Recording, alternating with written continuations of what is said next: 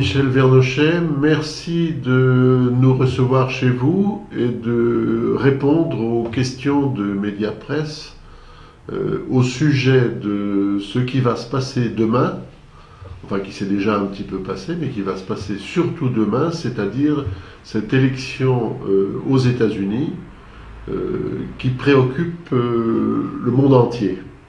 Alors, est-ce que vous pouvez nous dire en quoi ces élections sont exceptionnelles? Oui, d'abord bonjour à vous, merci à Mediapresse, bonjour à toutes et à tous. Oui, tout le monde est en état de suspens, en suspension dans l'attente des événements de demain. Il est vrai que ça risque d'être un tournant, mais un tournant pas seulement pour le monde occidental, mais pour la planète tout entière, puisque celui ou celle qui sera élu à l'issue de ce scrutin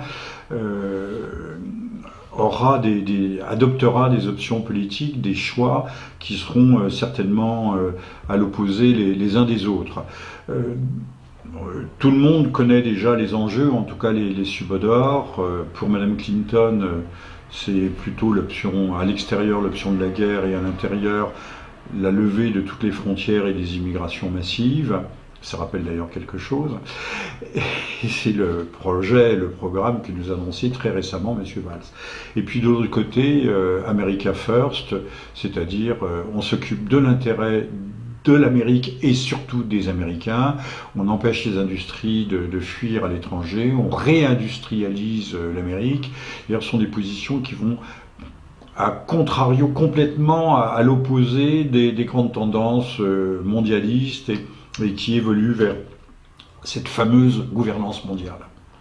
Alors, est-ce que vous pouvez préciser un petit peu, rentrer un peu plus dans les détails pour nous donner des explications sur ces différents points. Oui. Alors, M. Trump est un homme qui s'est fait lui-même, en grande partie, même s'il a hérité d'une part de son immense fortune. Il a une image de marque, ce qui lui a permis de passer des caps difficiles. C'est un milliardaire, mais qui est aussi un homme de médias. Il animait des émissions de radio. Dire que c'est un batteur d'estrade serait extrêmement péjoratif. Donc c'est quelqu'un qui sait véritablement communiquer, qui a un véritable charisme.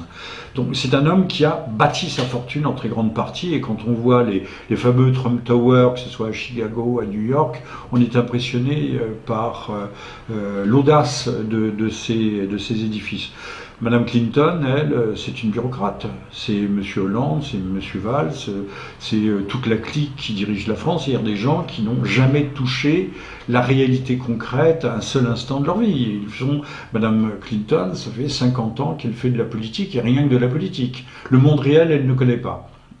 Donc là, on a deux mondes qui s'opposent, le pays légal, l'establishment. L'establishment, c'est à la fois le complexe militaro-industriel, bien entendu, le monde politique, le monde médiatique, le cinquième pouvoir, et on a vu son extraordinaire mobilisation à l'encontre de Poutine-Trump, puisque les deux hommes sont associés dans une même opprobre. Le monde médiatique, le monde surtout de la haute finance, et de l'autre, M. Trump, lui, est soutenu par la base. Alors on va dire de façon assez méprisante, une base populiste, blanche, des petits blancs déclassés, on ne dit pas petits blancs, mais des blancs déclassés, des cinquantenaires. Donc on nous parle d'une population à la ramasse qui n'a pas compris. J'ai réécouté aussi M. Hollande qui récemment nous parlait de cette France qui veut s'entourer de barbelés, cette France frileuse, étriquée, qui n'est pas ouverte sur le monde. L'ouverture au monde, c'est Mme Clinton, mais Mme Clinton, on sait que c'est la candidate de toutes les minorités, minorités ethniques, surtout afro-américaines, minorités sexuelles, elle-même d'ailleurs ayant la réputation d'avoir des mœurs assez libres, un peu comme Mme c'était Eleanor Roosevelt, bien connue pour son féminisme exacerbé. Mais depuis le début de cette campagne, enfin depuis les primaires, on se rend compte que on prédit que Trump va perdre dès le départ. C'était un vulgaire, c'était... oui, vulgaire, la vulgarité. Voilà, la vulgarité. il va perdre chaque fois. Et néanmoins, il continue à gagner. Et jusqu'à ce matin, on nous dit il a une chance sur 3 de gagner. Alors, je ne sais pas comment les instituts de sondage font mais est-ce qu'il a une chance de gagner? Alors, il a certainement une chance et certainement gagnera-t-il au nombre de voix. Mais vous savez que ça ne marche pas comme en France. Ces voix se reportent. Ce n'est pas une élection générale pour la totalité de l'Amérique, c'est 50 petites élections distinctes. Et les voix se reportent ensuite sur des grands électeurs. Il en faut 270. Madame Clinton risque d'avoir plus de grands électeurs que Monsieur Trump. Au cas d'ailleurs, la solution de rechange, la roue de secours est déjà prévue. Au cas où ni l'un ni l'autre n'atteindrait les 270 grands électeurs, on a déjà l'atout maître, l'atout de secours, qui est Monsieur McMullin, qui est un mormon au crâne rasé, qui lui a aussi une belle carrière de bureaucrate et de bureaucrate de la CIA, à la fois de la CIA, puis de Goldman Sachs, donc il cumule, c'est un homme qui a toutes les bénédictions divines sur sa tête, sachant que c'est la Chambre des représentants, donc les députés, qui élisent le président, et le vice-président est élu par le Sénat. Donc l'homme est déjà choisi, il est déjà coopté, au cas où soit des fraudes apparaîtraient comme trop flagrantes, et il est prévu qu'il puisse y en avoir, et même de massives. Au cas où les choses tourneraient en eau de boudin, eh bien on a déjà l'homme qui peut sauver la mise à l'establishment et aux oligarchies qui veulent évidemment conserver le pouvoir. Et c'est pour ça qu'on a reproché à Trump d'avoir dit qu'il peut ne pas reconnaître le résultat des élections. Alors, on a annoncé, on sait qu'il y aurait déjà un certain nombre de fraudes. Madame Clinton veut régulariser 10, 15, 20 millions de migrants illégaux qui participent, il faut le reconnaître d'ailleurs, à l'économie américaine. On sait que des dizaines de milliers de clandestins auraient reçu de façon tout à fait gracieuse des permis de conduire, et on peut s'inscrire sur la liste électorale avec des permis de conduire. On sait également que M. Soros, pas besoin de le présenter, aurait fourni dans un certain nombre d'États de superbes machines à voter flambantes neuves, et que les votes électroniques est facilement manipulable. Aller ensuite remonter la filière et prouver la fraude, c'est extrêmement difficile. Donc déjà, il y a un certain nombre de fraudes qui sont prévues, qui sont envisagées, qui ne choquent à la limite personne, puisque quand même l'Amérique est en train de se transformer en vaste cloaque. Alors, passons un petit peu en revue ce qui pourrait se passer. Si Hillary, comme on l'appelle maintenant dans les médias en France, on dit Hillary, c'est familier. Oui, c'est ça, d'une personne du sérail. Si Hillary est élue, qu'est-ce qui va se passer? Alors, ce qui va se passer, c'est que, encore une fois, on assurera la continuité, mais c'est une forme de révolution, puisque l'Amérique sera-t-elle encore l'Amérique? D'un côté, avec Trump, on peut imaginer, voire espérer, une seconde révolution américaine. Je rappelle que la première, c'est 1776, 1777, ça va être l'émancipation de l'Amérique. Et là, ce retour de l'Amérique, mais c'est retour à l'Amérique, pas l'isolationnisme, mais une reconstruction véritable de l'Amérique, alors que avec Madame Clinton, on va se fondre l'Amérique dans ce vaste magma qui est en train de devenir l'économie planétaire, avec, vous le savez comme moi, ce culte des minorités, mais qui est utile à l'économie. Les minorités sont des minorités consommatrices. Je ne sais pas si elles sont productrices. Il faut, pour la doctrine du diable, c'est solver et coagula. Solver, c'est atomiser les populations, détruire la famille, puisque maintenant l'idéologie de Mme Clinton, c'est l'idéologie du transgenrisme, du transsexualisme. On abolit la famille, on abolit alors tous les corps intermédiaires, j'en passe et des meilleurs, et même l'usine comme corps intermédiaire disparaît, puisque M. Trump a annoncé que je ne sais plus quel quelle ville industrielle ne deviendrait pas comme Détroit, qui est aujourd'hui un désert un ensemble de décombres industriels, et qu'il empêcherait les industries automobiles d'être délocalisées vers le Mexique. Monsieur Trump, encore une fois, affronte, bille en tête, affronte le système. Pour revenir à votre question précédente, cette grande question, c'est laissera-t-on Trump conduire, éventuellement réaliser, ou même réaliser ce type de révolution? C'est-à-dire revenir à une gestion primordiale dans l'intérêt des populations et non pas de l'hypercapitalisme et de l'économie financiarisée.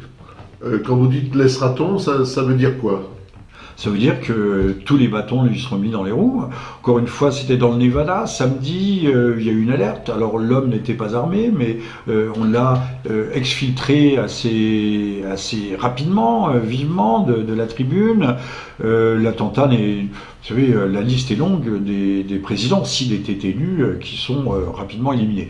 De l'autre côté, on peut aussi imaginer que les affaires rattraperont Mme Clinton, que l'administration américaine n'est pas entièrement corrompue, pourrie, et qu'il pourrait y avoir une procédure d'impeachment, c'est-à-dire de destitution, mais celle-ci prendra des mois, voire des années, et Mme Clinton aura le temps de perpétrer un certain nombre de méfaits. Alors parmi les méfaits, l'axe du mal à l'extérieur, l'axe du mal, c'est la Russie, la Syrie, l'Iran, la Corée du Nord, qui sont des États voyous dans l'esprit de Mme Clinton et qu'il conviendra de mettre au pas. Alors on peut tout craindre, hein. On peut craindre que deux avions, l'un russe, l'autre américain, se percutent dans le ciel syrien, qu'un missile russe ne soit tiré contre un bombardier américain qui se serait égaré, qui se serait un peu éloigné de ses bases.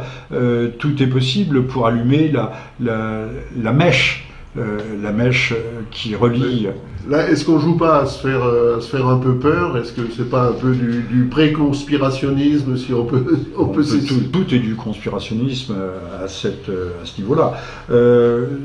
Alors, je vous donne des éléments tout à fait concrets. L'armée russe, tout au moins certains corps d'armée sont en état permanent de préalerte. La Russie a conduit, il y a quelques mois, je crois que c'était cet été, une vaste opération de mobilisation de la population dans le contexte, dans le cadre d'une éventuelle guerre nucléaire. Il faut le savoir, cet exercice a concerné plus de 40 millions de citoyens russes. Qui en parle ici? On n'a pas entendu parler. Il ne faut pas compter ni sur TF1, ni sur LCI, ni sur BFM, ni sur rien, sur personne, pour nous dire ce qui se passe réellement dans le monde.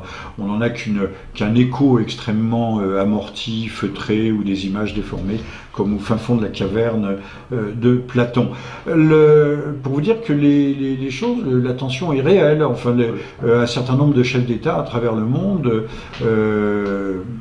se montrent inquiets, c'est le moins qu'on puisse dire, font ouvertement allusion à une possible confrontation nucléaire. Alors, sachant que nous avions une doctrine de dissuasion dans l'usage de l'arme atomique, qui consistait à dire que l'arme atomique pouvait être utilisée comme ultime sonnette d'alarme, ultime comme coup de semonce avant de passer aux armes stratégiques.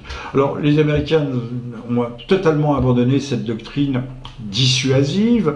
Eux, ils sont dans la préemption, les frappes préemptives, c'est-à-dire préventives. On anticipe et on commence à frapper le premier si on s'estime menacé. Donc vous voyez que le danger est réel.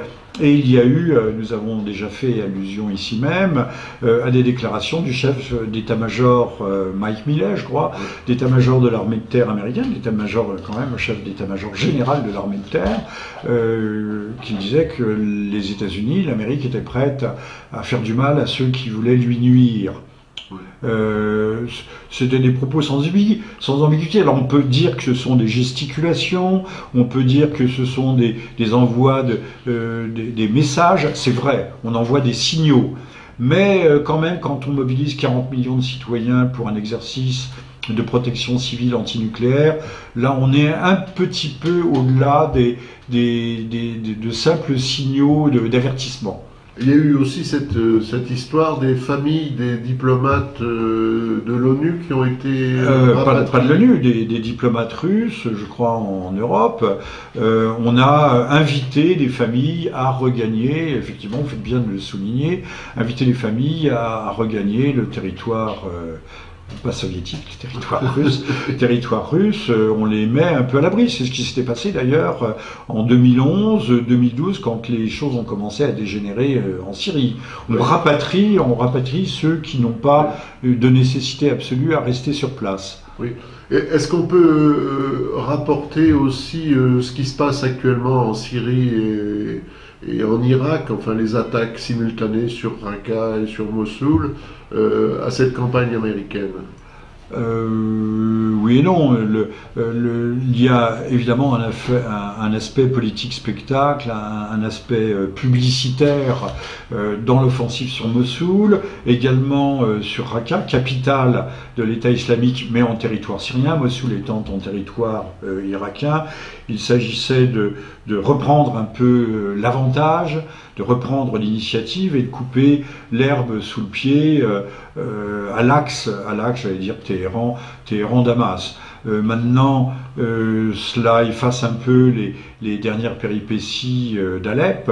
Le gouvernement syrien, l'armée arabe syrienne associée à la couverture aérienne russe était enfin d'acquérir un avantage certain réel à Alep.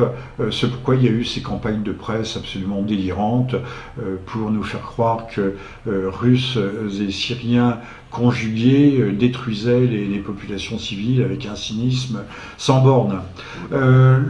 Oui, de toute façon, on peut dire que la Syrie est l'un des abcès de fixation, l'un des épicentres du séisme mondial, et que cela sera l'un des enjeux. Vous avez raison d'insister là-dessus, parce que Mme Clinton, il est clair, reprendra le dossier là où M. Obama l'a laissé. Je crois que c'était un 31 août, si je ne me trompe, 2014, lorsqu'il a annulé à la dernière minute des frappes. Il faut dire qu'il y avait la flotte russe qui s'interposait, qui n'aurait peut-être pas laissé passer. Ils avaient les moyens d'intercepter ou de brouiller les missiles de croisière américains qui s'interposaient. Alors qu'en France, les moteurs chauffaient déjà sur les tarmacs, enfin nos 6 ou 5 ou 8 malheureux appareils chauffaient sur les tarmacs pour aller frapper la Syrie.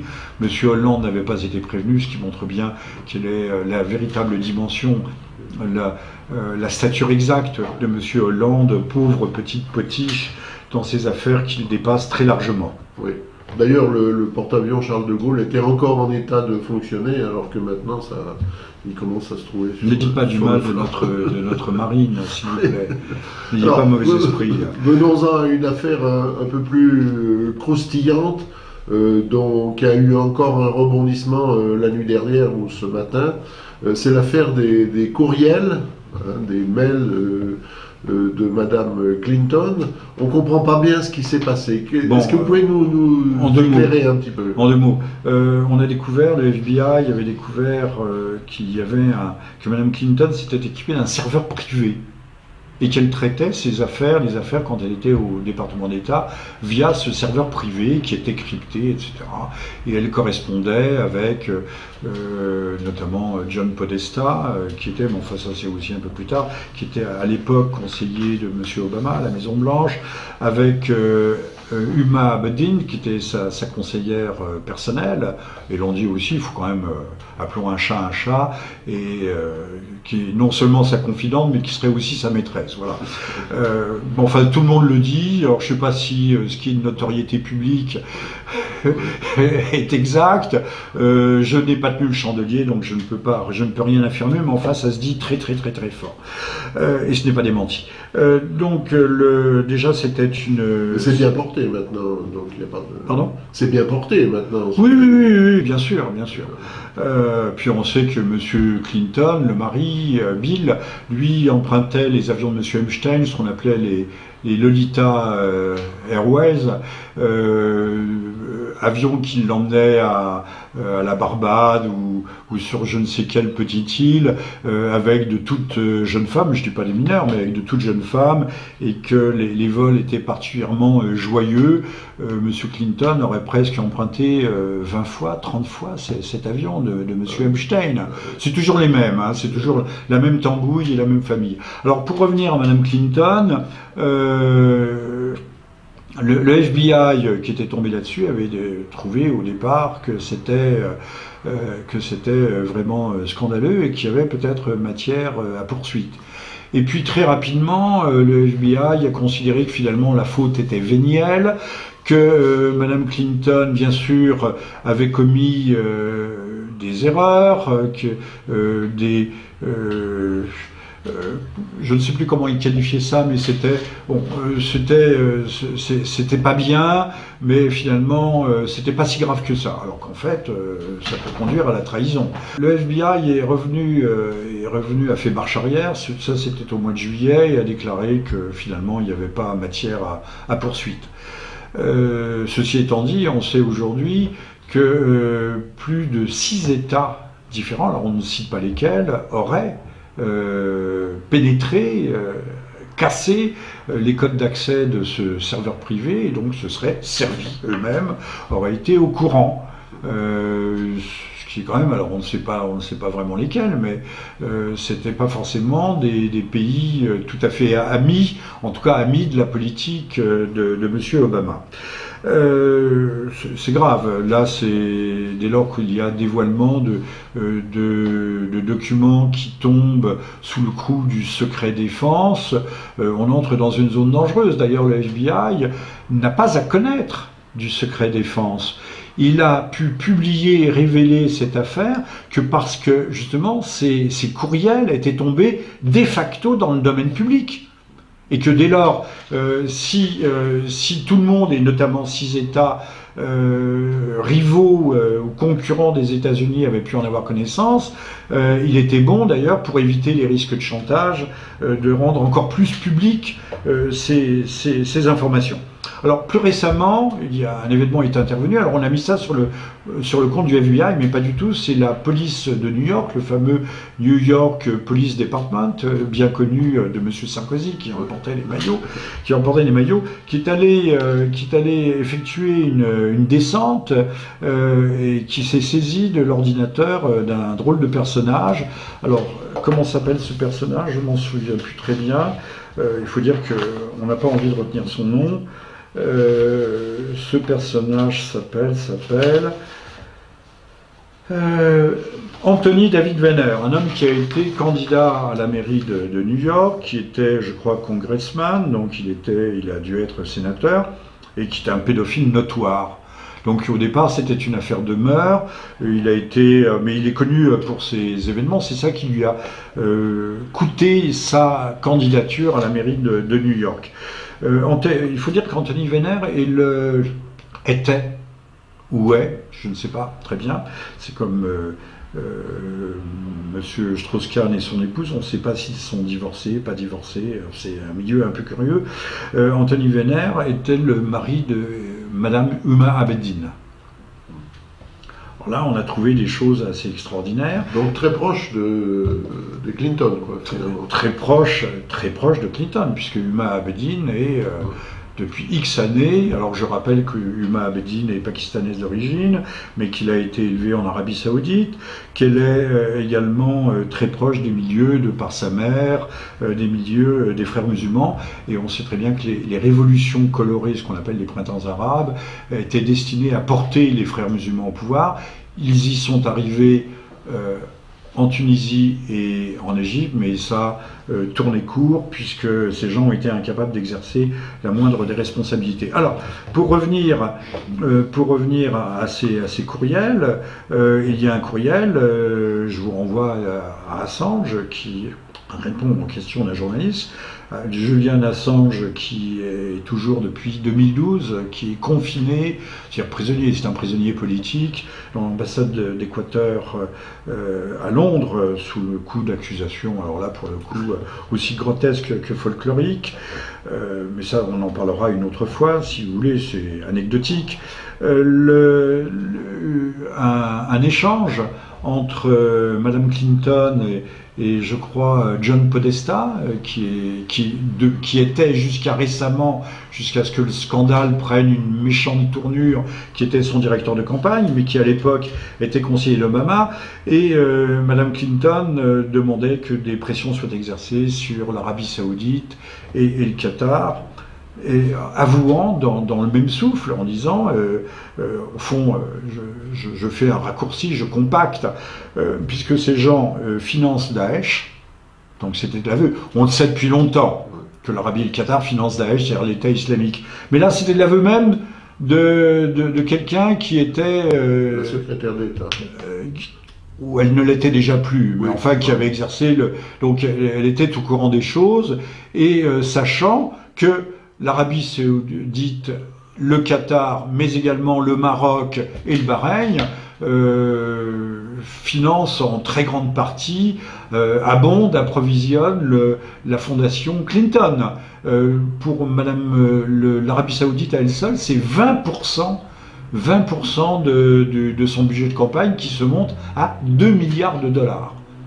20% à la charge seule de l'Arabie Saoudite. Donc là, il y avait un aveu. Donc c'est un truc tout à fait énorme, qui aurait dû tout de suite conduire Mme Clinton dans les poubelles, ou en tout cas dans les oubliettes de la politique américaine, dans les poubelles de l'histoire. Autre affaire, trouvée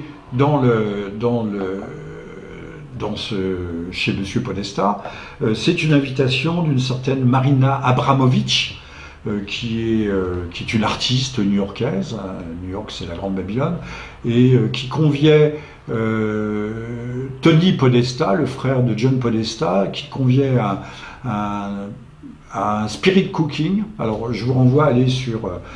je ne vais pas vous dire ce que sont les spirit cooking, mais c'est un truc un peu cannibale, hein, mais au sens propre du terme, littéral. Allez sur Wikipédia, on vous expliquera ce qu'est un spirit cooking, et demandait à Tony Podesta si son frère se joindrait à eux, John Podesta. Ça en dit quand même véritablement long sur les mœurs, sur les rituels de cette hyperclasse, mot de M. Attali, de cette hyperclasse new-yorkaise et américaine. Certains n'ont pas hésité à dire que ce niveau de dépravation pouvait être assimilé à des rites satanistes, satanistes, oui, pourquoi pas. Je pense que le mot n'est pas trop fort, et nous ne devons pas avoir peur nous-mêmes de le lâcher dans la nature. Donc là aussi, ça montre que le premier cercle de Mme Clinton est un cercle qui a atteint un degré de corruption morale tout à fait indicible. C'est du jamais vu. Et c'est ça, quand je dis c'est ça, je parle de Mme Clinton, beaucoup l'appellent une sorcière aux États-Unis même, on dit c'est The Switch, cette sorcière qui risque de prendre les affaires du monde en main. N'oublions pas que les États-Unis sont quand même, militairement parlant, la première puissance de la planète, la Chine ne l'a pas encore rattrapé, que le PIB de la Russie, en dépit de son armement surpuissant, mais armement stratégique, et de ses nouvelles capacités de guerre conventionnelle, le PIB de la Russie, pour l'instant, c'est l'Espagne. C'est très peu de choses, la Russie. Donc, géant militaire, certes, semi-géant militaire, mais en fait, nain économique. La Russie n'a pas les moyens de se confronter aux États-Unis, les États-Unis le savent, et là, en Syrie, déjà, les Russes sont au bout de leur allonge. Il faut penser qu'il y a un coût logistique, il y a un coût de la projection de puissance, et là, ils sont au bout, et aujourd'hui, l'Amérique se bat, il faut bien le comprendre. Quand on peut parler de bellicisme hystérique de la part de Mme Clinton, mais l'Amérique se bat pour l'hégémonie. Ça a été en 1947, il y a un livre extraordinaire qui est paru, Vers la domination mondiale, d'un ancien trotskiste, un néoconservateur avant la lettre, James Burnham, qui écrit qu'à partir de 1947, maintenant, la course à la domination mondiale est lancée et que l'Amérique doit la remporter. Alors, tout ça nous fait nous poser cette question, est-ce qu'on laissera Trump gagner? S'il gagne, est-ce qu'on le laissera faire? D'abord, on va essayer de l'empêcher de gagner. Oui. Donc, il y a toujours l'hypothèque des fraudes, qui est bien réelle. La deuxième hypothèque, c'est que les grands électeurs ne soient pas au rendez-vous. Donc, que Mme Clinton ait ses 270 et que Monsieur Trump en ait 269. Dans ce cas-là, c'est Mme Clinton qui est élue. Ou si l'un et l'autre ne franchissent pas la barre, il y a encore une fois la carte McMullin qui sera abattue. Et on peut... Je dis pas qu'il y a des chances que ce soit McMullin, mais il est là. Il est encore une fois comme dernière, comme ressource, en pis-aller. Mais si demain matin aussi Mme Clinton est rattrapée par ses affaires, alors on n'a pas peut-être tout à fait achevé sur l'affaire des courriels, mais coup de théâtre, aujourd'hui même, J-1, le patron du FBI fait machine arrière, alors qu'il y a une semaine, il avait sorti, mais on peut penser sous la pression de la base, à la fois de la police de New York et de la base du FBI, revient sur ses déclarations d'il y a une semaine. Non, nous en restons aux conclusions de juillet, il n'y a pas matière à poursuite, il n'y a pas matière à blâmer, Madame Clinton a commis des imprudences, mais ce ne sont que des imprudences bénignes, et donc l'affaire en reste là, l'affaire est enterrée. Alors on peut penser que malgré tout, ça doit râler ferme, parce que l'Amérique n'est pas entièrement pourrie, d'ailleurs il suffit de regarder ces films, il y a toujours des fonctionnaires honnêtes, propres, intègres, qui affrontent de méchants sénateurs qui complotent contre la sécurité de l'État. On peut penser que, pour revenir à notre point de départ, que nous sommes sur une ligne de fracture, l'Amérique peut basculer d'un côté ou de l'autre, on peut avoir une insurrection démocratique. Trump peut incarner, symboliser cette insurrection démocratique et que les choses n'en restent pas là. De l'autre côté, si Trump passe, et bien là, alors qu'on annonce, que tout le monde annonce qu'il ne passera pas, eh bien on aura un cas de figure identique à celui du Brexit. Oui. Que tout le monde... C'est ce que je voulais vous faire dire, parce que tout de même, on nous a déjà servi le même repas il y a combien? Il y a 3 ou 4 mois. Oui, la même soupe. Oui. Et la veille, ça ne devait pas passer. La presse unanime, pensons à cette presse française qui est difficilement qualifiable, qui n'avait pas de mots assez durs pour ridiculiser. D'ailleurs, on montrait ce guignol de maire de Londres avec sa grosse touffe aussi, comme je l'appelle, ce Cohn-Bendit anglais, Boris Johnson, comme le tenant du Brexit, en oubliant qu'il y avait un grand homme, Nigel Farage, qui lui avait porté de bout en bout ces 20 dernières années cette bataille contre l'Europe. L'Europe à laquelle d'ailleurs le Royaume-Uni appartenait bien peu. Ni espace Schengen, ni euro, il faut le rappeler. Mais à en croire nos médias, tout cela était ridicule. C'était là aussi des vieux blancs aigris, déclassés, toutes ces classes moyennes qui n'avaient pas compris à quel point il était merveilleux de s'ouvrir au monde. D'ailleurs, on nous dit que l'économie grecque comme l'économie suédoise ont été dopées par l'arrivée des migrants. Ben forcément, les deux économies ont été aussi dopées par les fonds européens qui ont afflué, mais ces fonds européens qui ne sont que du papier-monnaie, c'est-à-dire du papier transformé en monnaie et qui n'a évidemment aucune valeur. Oui. Donc votre opinion, c'est que Trump ne va pas passer? Normalement, en toute rigueur intellectuelle, c'est Mme Clinton qui l'emporte. Le volte-face du directeur du FBI, c'est Collet, je crois, Collet, qui a subi des pressions. des pressions considérables. Les pressions, il y a un patron de presse aussi qui a dû faire des excuses pour dire que Madame Clinton, à un moment ou à un autre, devrait rendre des comptes à la nation. Il a fallu qu'il fasse des excuses publiques. La pression est gigantesque, elle est énorme. On montre bien que ce sont des minorités agissantes, des minorités proactives, des oligarchies, voire des cryptarchies qui dirigent l'Amérique, et que le peuple, tout ça, n'a pas son mot à dire, et que la démocratie n'est qu'une vaste farce et une grosse façade. Alors, venons-en à l'autre opinion, qui est la mienne, hein, en particulier, et celle de pas mal de gens tout de même, c'est que Trump va gagner. Si Trump gagne, qu'est-ce que ça va changer pour la France? Est-ce que ça va pas nous créer une situation aussi... Ça va être un exemple. Un domino tombe, et c'est pas n'importe quel domino. Il risque d'entraîner tous les autres. 2017, effectivement, c'est la répétition de ce qui se passe demain aux États-Unis, mais en ridicule, en petit, en mesquin, avec un monsieur Juppé qui n'est que une pâle ressucée de Madame Clinton, mais qui a le même programme, hein, ou à peu de choses près. L'édifice risque de s'effondrer. Tout d'un coup, l'hologramme va se dissoudre dans l'air. Aujourd'hui, le pouvoir ne tient que parce que les Français respectent les règles, respectent les lois. Mais si demain matin, quelqu'un crie « le roi est nu », ben le roi va se recroqueviller, la main entre les jambes. Enfin, le roi, pauvre petit roi, pauvre petit foutriquet. Oui. Donc là, la situation pour la France, pour l'Europe en général... On risque d'avoir peut-être une dislocation de l'Europe telle que nous la connaissons. Mais c'est le mot Europe ne s'applique pas à ce que nous avons aujourd'hui. L'Union européenne n'est pas l'Europe. Elle n'est pas l'Europe des peuples. Elle n'est pas l'Europe réelle.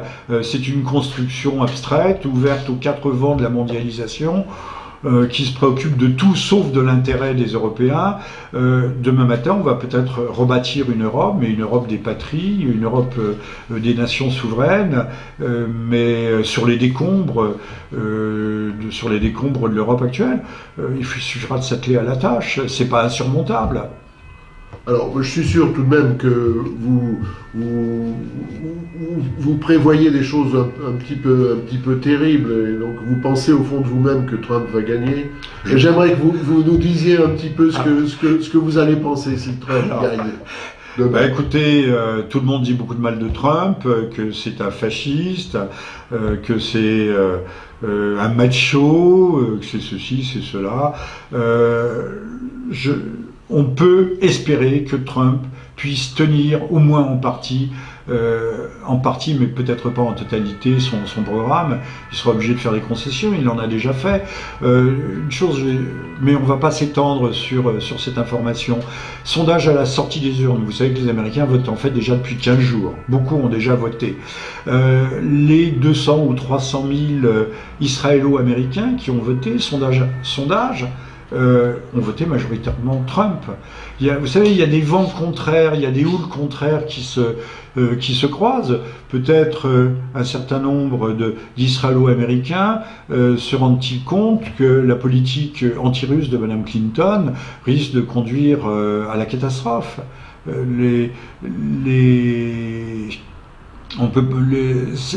le monde n'est pas fou. Oui. Tout le monde n'est pas fou.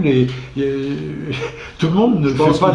Ils veulent pas la guerre tout près de chez eux. Et tout le monde n'a pas fait le choix du messianisme mondialiste. Demain matin, nous sommes à l'anniversaire de la première révolution de 1917, celle des mencheviks. Mais on sait très bien que le but de M. Lénine, c'était pas d'installer le communisme en Russie. Il s'en fichait de la Russie. Ce qu'il voulait, c'était la révolution mondiale. Or, ce que veulent les gens de New York, c'est la révolution mondiale. Alors, hier, c'était le communisme, et le communisme, aujourd'hui, son image est un peu usée, mais à l'arrivée, nous avons exactement la même chose, puisque la destruction, on a fait de la Chine l'atelier du monde, on a fait de la Thaïlande l'un des lupanars du monde, la France, ça sera le Disneyland du monde, en plus avec le pinard et les parfums.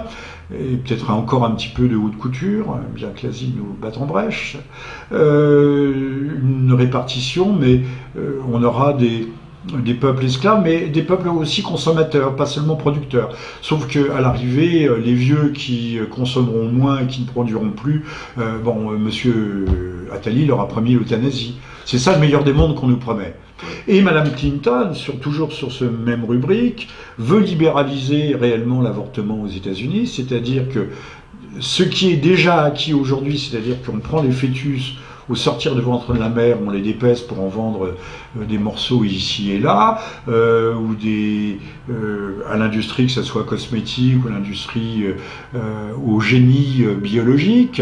Madame Clinton veut retarder indéfiniment l'avortement, c'est-à-dire qu'on arrive petit à petit à l'infanticide. Ce n'est pas un racontard, ce que je dis là. On sait qu'il y a eu des procès faits au planning familial américain qui a le monopole de la revente des fœtus en pièces détachées. Et ceux qui ont engagé ces procès les ont perdus. Et le planning familial a eu gain de cause. Donc on fait aujourd'hui commerce de fœtus en pièces détachées aux États-Unis. C'est le meilleur des mondes qui nous est promis et qui nous attend si Madame Clinton l'emporte. Eh ben, nous avons encore 36 heures à attendre avant de connaître le résultat. À la grâce de Dieu. Merci, Monsieur Vernochet. Merci à vous, merci à toutes et à tous. Et à très bientôt.